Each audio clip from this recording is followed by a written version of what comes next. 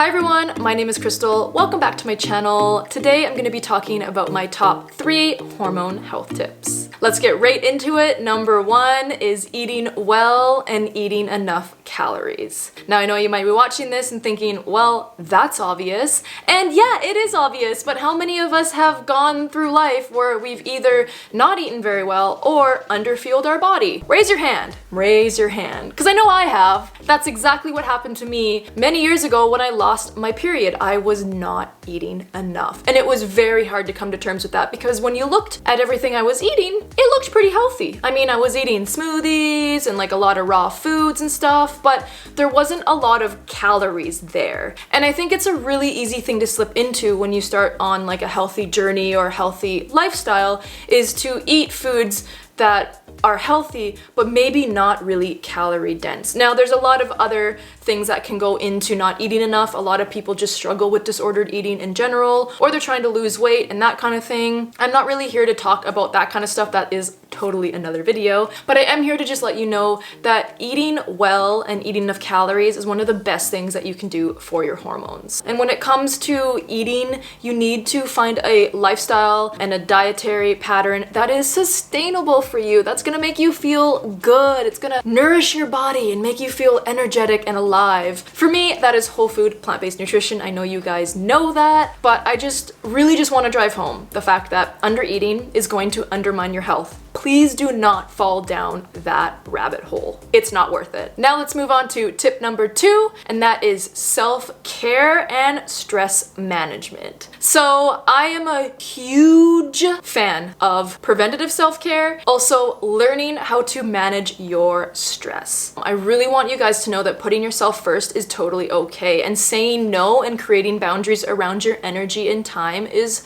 so important. When you go through the phases of your cycle, you're going to be feeling different through each phase.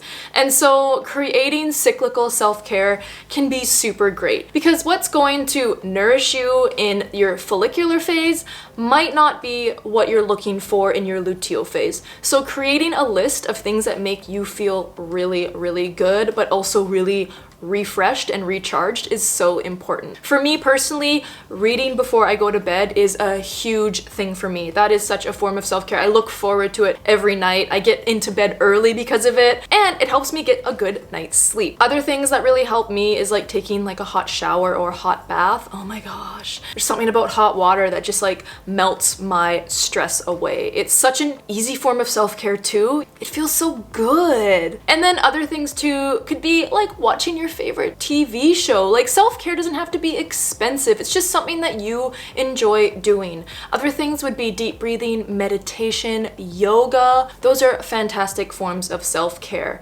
Maybe you're someone who's really artistic and you like to draw. Figure out what you like to do that makes you feel like your cup is full. Not only is self-care great because it makes you feel good, but it's also a really great way of managing your stress. Because I know for me, if I'm having a stressful day, I always look forward to like reading my books at night. You know, I always look forward to having that story that I can kind of immerse myself in and take the stress out of my day. Another really great thing for stress management is just asking for help.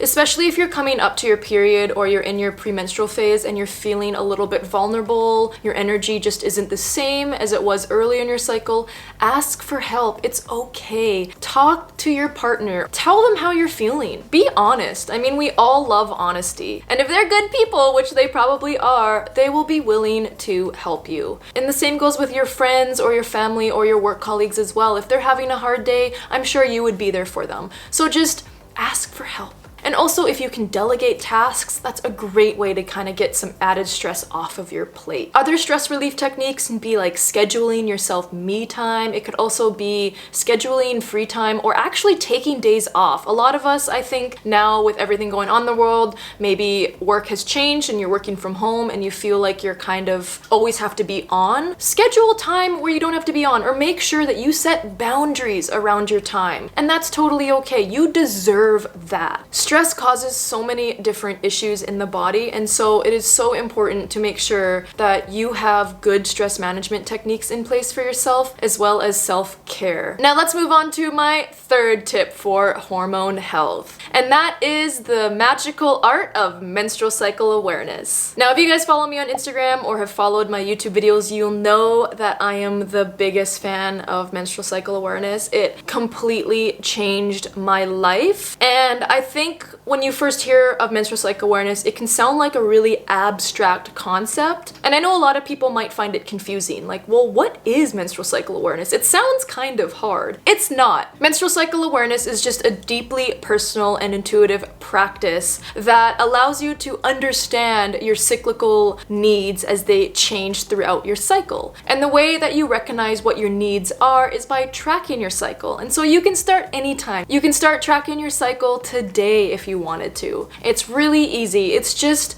a practice of getting into your body and asking yourself, how do I feel emotionally? How do I feel physically? How do I feel mentally? And if it calls to you, how do you feel spiritually? Menstrual cycle awareness is really just about uncovering the patterns and habits that you have as a cyclical being. All menstruators have certain habits at certain times of their cycle. It's just who we are. It's just in us. Now, for me personally, I definitely have patterns and habits that I have discovered through menstrual cycle awareness. My energy is very high in my follicular phase, and then it starts to wane a little bit in my luteal phase, but that is completely normal. And I know for myself when I should schedule like higher energy engaging things versus when I should schedule things that are a little bit more laid back and a little bit more relaxed, and I don't need to be like full steam ahead, full energy for them. And that's the beauty of menstrual cycle awareness. You just learn these things about yourself, and that is why I love menstrual cycle awareness, and that is why I am so passionate about it. And it's why I think it is one of the top hormone health tips, because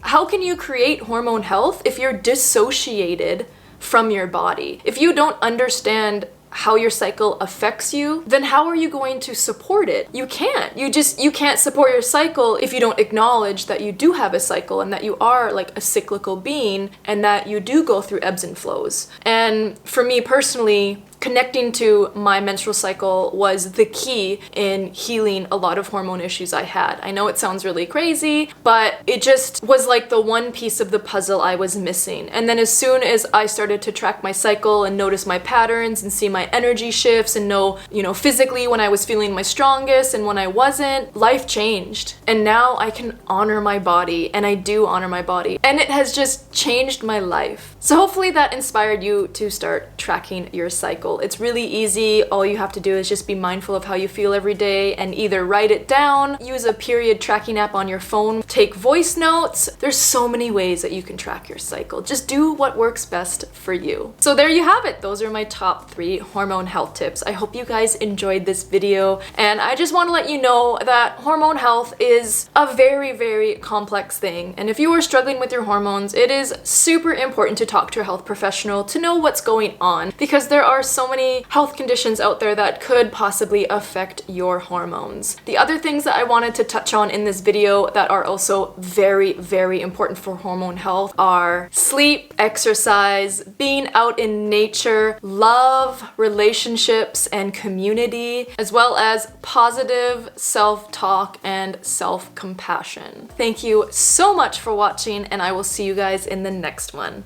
Bye!